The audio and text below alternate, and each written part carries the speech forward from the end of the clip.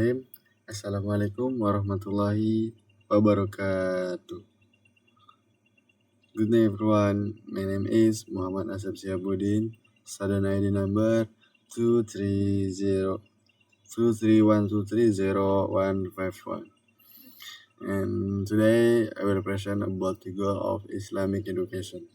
This topic will use how Islam grades education not only for knowledge but also for character and fight. Tujuan pendidikan Islam. Apa sih di benak kalian tujuan pendidikan Islam itu? Mari kita bahas dalam video berikut ini. Eksplorasi mendalam mengenai nilai-nilai dan dasar-dasar pendidikan Islam serta tantangan di era modern. Pendidikan. Pendidikan fondasi kehidupan manusia. Ingat ya, pendidikan itu berarti fondasi kehidupan manusia. Berarti kalau manusia tidak berpendidikan, berarti manusia tersebut tidak ada fondasinya. Fondasi itu adalah dasar penguat kehidupan manusia. Pendidikan Islam adalah kebutuhan esensial yang tidak hanya berfungsi untuk memperoleh pengetahuan, tetapi juga untuk membentuk sikap, karakter, keterampilan yang diperlukan dalam kehidupan sehari-hari. Dalam konteks Islam, pendidikan memiliki dimensi yang lebih dalam, berfungsi sebagai sarana untuk menanamkan nilai-nilai keimanan.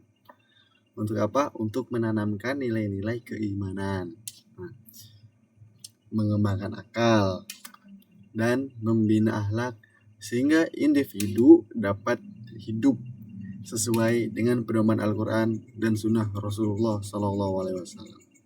Ingat ya, berarti kesimpulannya manusia itu harus hidup sesuai dengan pedoman Al-Quran dan Sunnah Rasulullah SAW.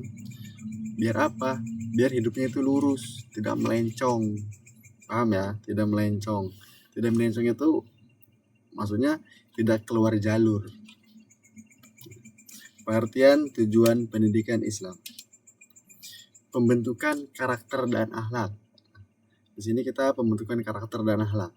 Tujuan pendidikan Islam tidak hanya berfokus pada kecerdasan intelektual, tetapi juga menekankan pembentukan karakter dan akhlak yang baik.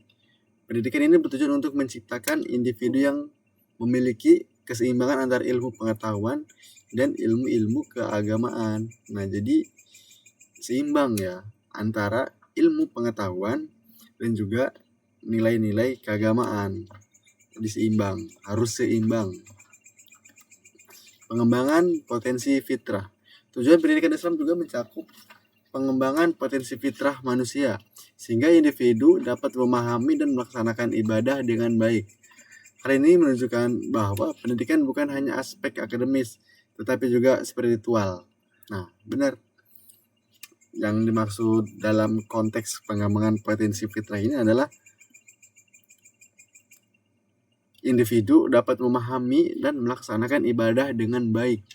Hal ini menunjukkan bahwa pendidikan bukan hanya aspek akademis. Jadi pendidikan itu bukan aspek akademis saja, tetapi juga spiritual juga gitu. Peran sebagai khalifah.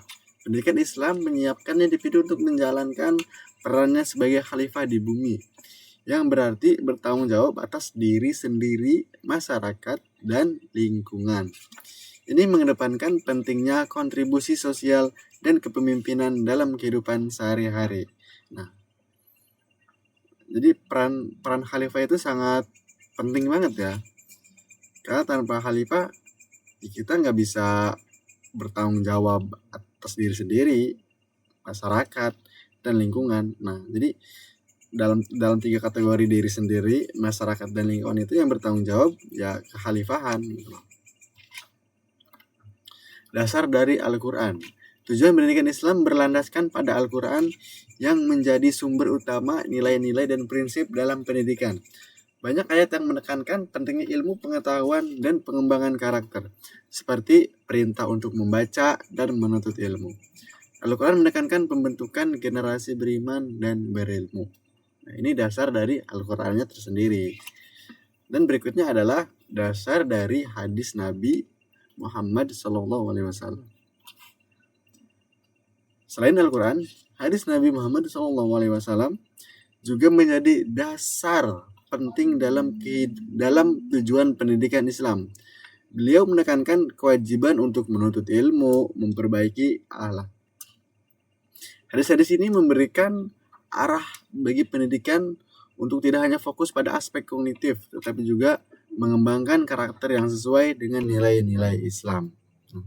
Ini pokoknya udah betul banget.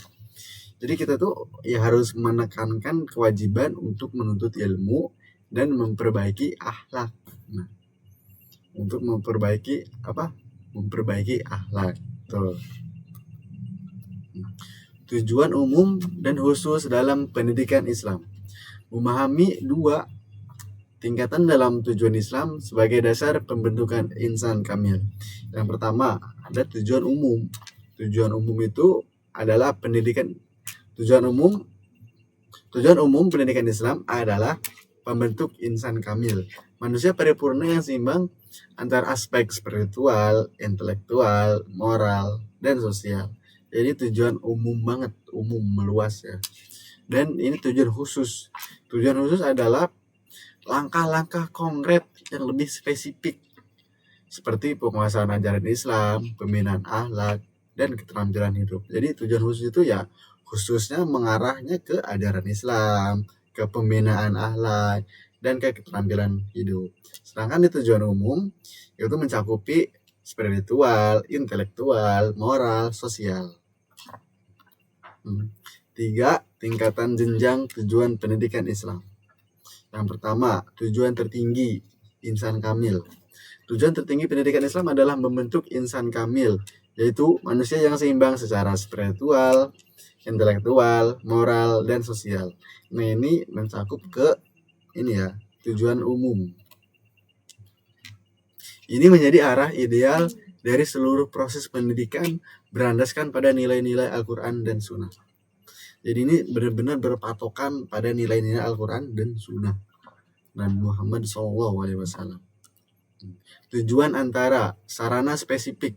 Tujuan antara pendidikan Islam adalah sasaran yang lebih spesifik yang dapat dicapai dalam jangka menengah, seperti membentuk peserta didik yang berakidah lurus dan berakhlak mulia. Tujuan ini sering terlihat dalam program pendidikan di lembaga formal. Nah, jadi ini tuh kita harus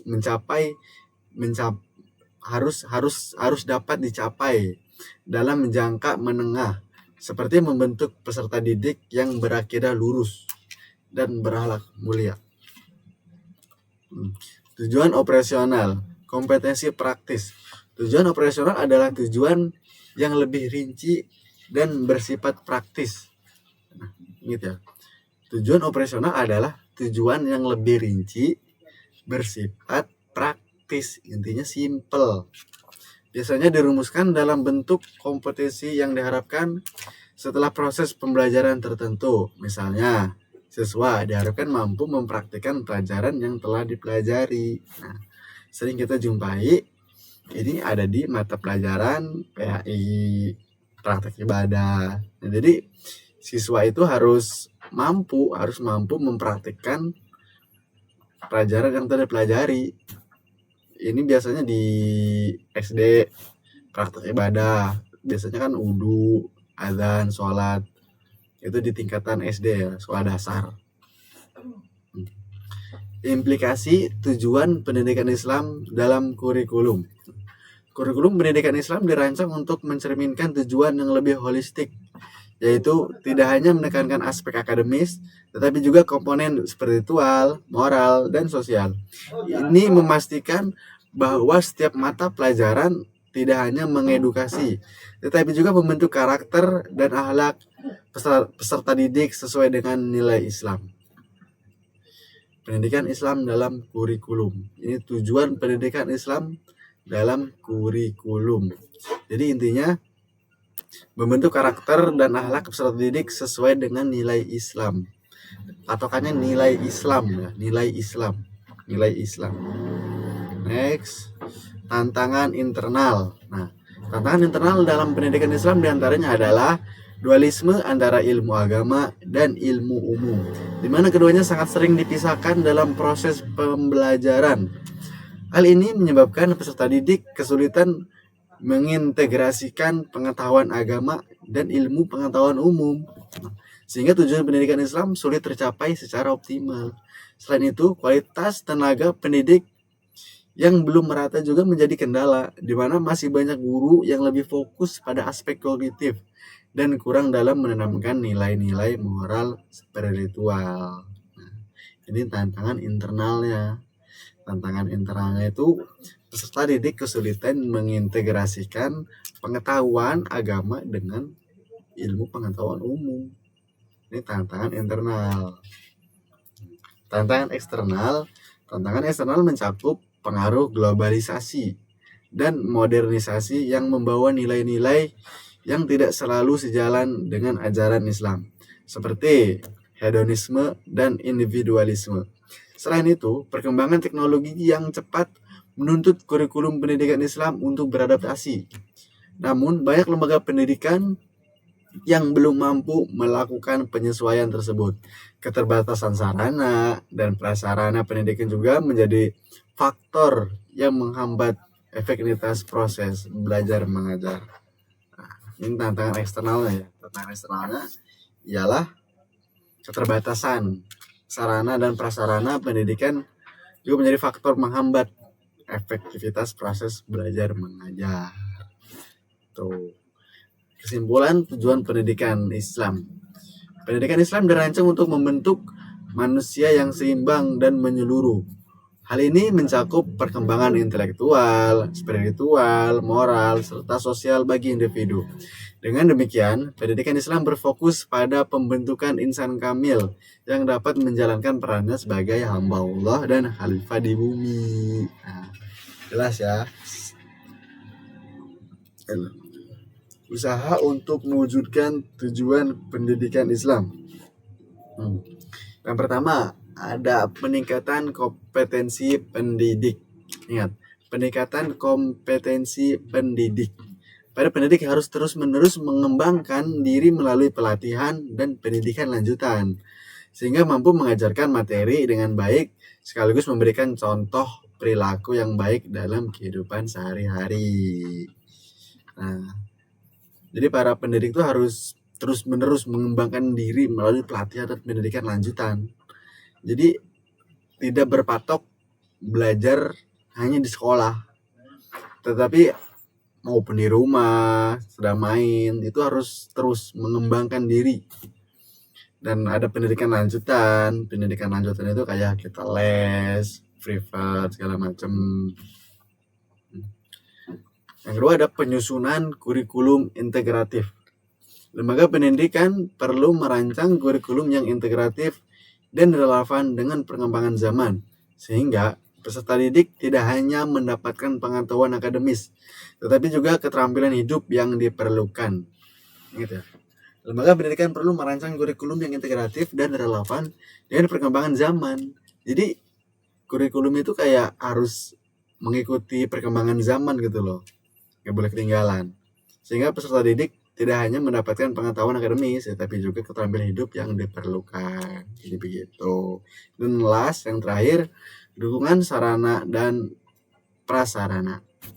Dukungan dari pemerintah dan masyarakat juga sangat penting untuk menyediakan sarana dan prasarana pendidikan yang memadai, sehingga proses belajar mengajar dapat berjalan dengan efektif dan efisien. Nah, ini sangat penting banget ya, dukungan sarana dan prasarana.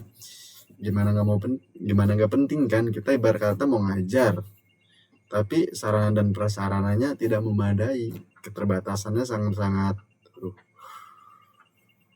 ini sangat menghambat berjalannya dengan efektif dan efisien. Jadi gitu. Oke, beres. Thank you. And this is This is the end of presentation. In short, Islamic education aims to build balanced individual with knowledge, faith, and God's character. Thank you very much. Assalamualaikum warahmatullahi wabarakatuh.